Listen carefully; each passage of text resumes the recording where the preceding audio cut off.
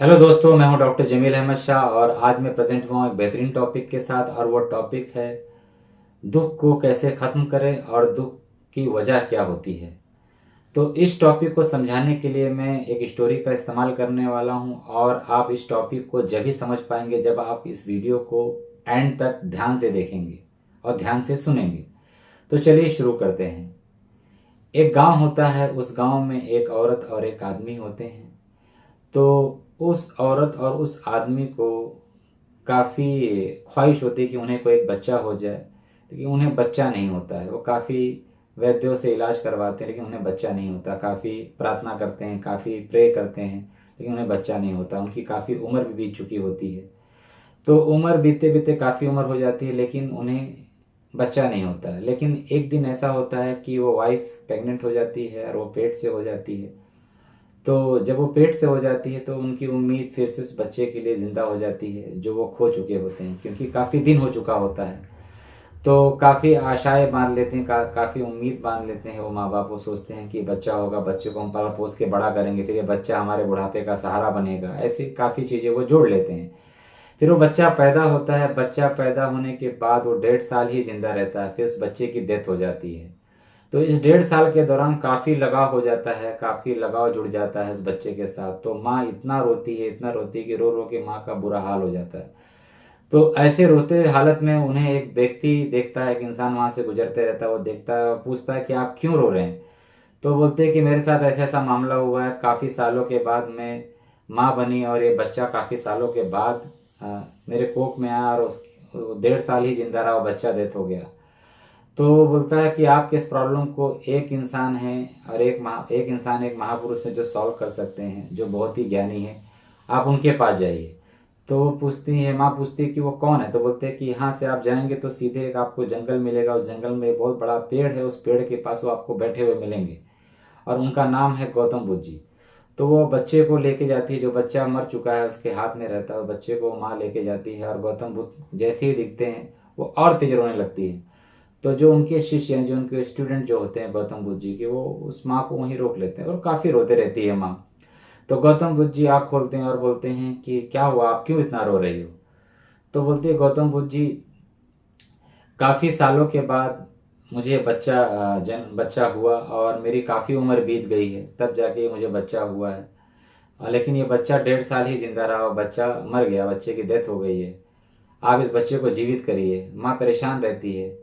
तो गौतम बुद्ध जी बोलते हैं ठीक है, इस बच्चे को मैं जीवित कर दूंगा, जिंदा कर दूंगा, लेकिन आपको एक चीज करना होगा। अब वो माँ, कोई भी माँ हो, अपने बच्चे के लिए वो कुछ भी कर सकती है। तो गौतम बुद्ध जी बोलते हैं कि आप जिस गांव में रहते हैं उस गांव में जाइए और उस गांव से किसी एक घर से आप सरसों का बीज ले आइए, लेकिन वो घर ऐसा होना चाहिए कि उस घर में किसी की डेथ ना हुई हो।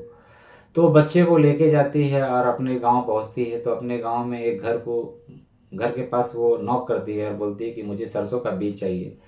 तो उस घर में से वो औरत आती है और औरत बोलती है लीजिए सरसों का बीज। तो लेकिन वो बोलती है कि मुझे सरसों का बीज जब ही आपसे चाहिए जब आपके घर में किसी की डेथ ना हुई हो। तो औरत बोलती है नहीं, मेरे घर में अभी 1 महीना पीछे मेरे हस्बैंड की डेथ हो गई थी। तो बोलती है नहीं, मुझे आपसे बीज ये नहीं चाहिए। फिर वो दूसरे घर जाती है, फिर वो बोलती है माँ, बोलती है कि मुझे सरसों का बीज चाहिए। तो फिर औरत लाके सरसों का बीज देती है, लेकिन जैसे ही बीज लेती है तो बोलती है कि लेकिन आपका बीज मुझे जब ही चाहिए जब आपके घर में किसी की डेथ ना हुई हो। तो औरत बोलती नहीं, अभी 10 दिन हुआ मेरे बेटे का डेथ हो गया था, मेरा बहुत करीबी बेटा था, मतलब बहुत ही मैं उसको चाहती थी, दिलो जान से करीब था मेरे। तो बोलती नहीं, मुझे आपसे ये बीज नहीं चाहिए। फिर वो दूसरे घर जाती है। ऐसे वो सारे घर घूम लेती है पूरे गांव में। सरसों का बीज तो मिलता है लेकिन वो ऐसा घर नहीं मिलता जिस घर में किसी की डेथ ना हुई हो। फिर वो अपने बच्चे को लेती है और बच्चे को ले जाकर दफना देती है। फिर अपने आंसू को पोंछती है और गौतम बुद्ध जी के पास पहुंचती है। तो गौतम बुद्ध जी पूछते हैं कि क्या हुआ, बच्चा कहाँ है। तो बोलती है बच्चे को मैंने दफना दिया गौतम बुद्ध जी। तो बोले क्या हुआ, आपको सरसों का बीज नहीं मिला।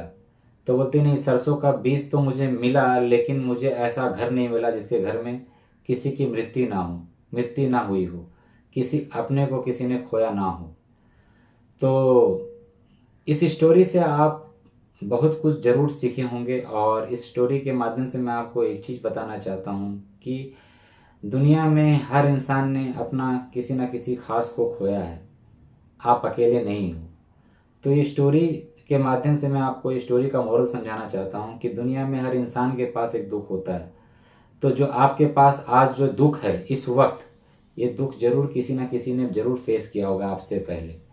तो अगर दुख को, अगर प्रॉब्लम को सॉल्व कर सकते हैं, ध्यान से सोचिए, अगर सॉल्व कर सकते तो सॉल्व करिए दिमाग लगाकर या हेल्प लेकर, और अगर सॉल्व नहीं कर सकते हैं तो उसको वहीं छोड़ दीजिए। बेसिकली हमें प्रॉब्लम को कैटेगरी में बांटना चाहिए। इस पर एक लंबा, अगर मैं बात करूँ तो लंबा टॉपिक हो जाएगा, तो मैं इसके लिए एक अलग से वीडियो बना दूंगा कि प्रॉब्लम को कैसे कैटेगरी में बांटते हैं।